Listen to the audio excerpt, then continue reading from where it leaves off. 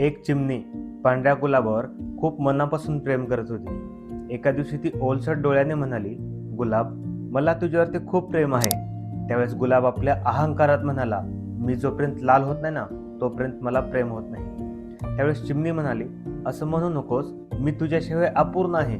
तेव्हा गुलाब परत रागाने म्हणाला, सांगितलं ना तुला, मी जोपर्यंत लाल होत नाही ना तोपर्यंत मला प्रेमच होत नाही. तेव्हा चिमणी शांतपणे गुलाबाच्या काट्यावर झोपली आणि काट्याने तिचं पूर्ण शरीर जखमी केलं आणि तिच्या रक्ताने ते गुलाब लाल झालं. तेव्हा गुलाब हसून म्हणाला, आता मी तुझ्यावर प्रेम करतो. पण दुर्दैवाने तोपर्यंत चिमणी मरण पावली होती. आजकालच्या नात्यामध्ये सुद्धा असंच झालेलं आहे. जेवढं तुम्ही एखाद्याची काळजी कराल, जेवढं तुम्ही एखाद्याला आनंदी ठेवण्याचा प्रयत्न कराल, तो व्यक्ती तेवढंच तुम्हाला दुर्लक्ष करेल. आणि जर तुम्ही चुकून जरी सांगितलात की मी तर तुझ्याशिवाय राहू शकत नाही, मग तो व्यक्ती तुमची कधीच कदर करणार नाही. कारण की त्या व्यक्तीला तुम्हाला गमावायची भीतीच राहणार नाही. कडवट सत्य हेच आहे, जेवढी तुम्ही एखाद्याची काळजी कराल, तो व्यक्ती तेवढाच तुम्हाला दुर्लक्ष करेल.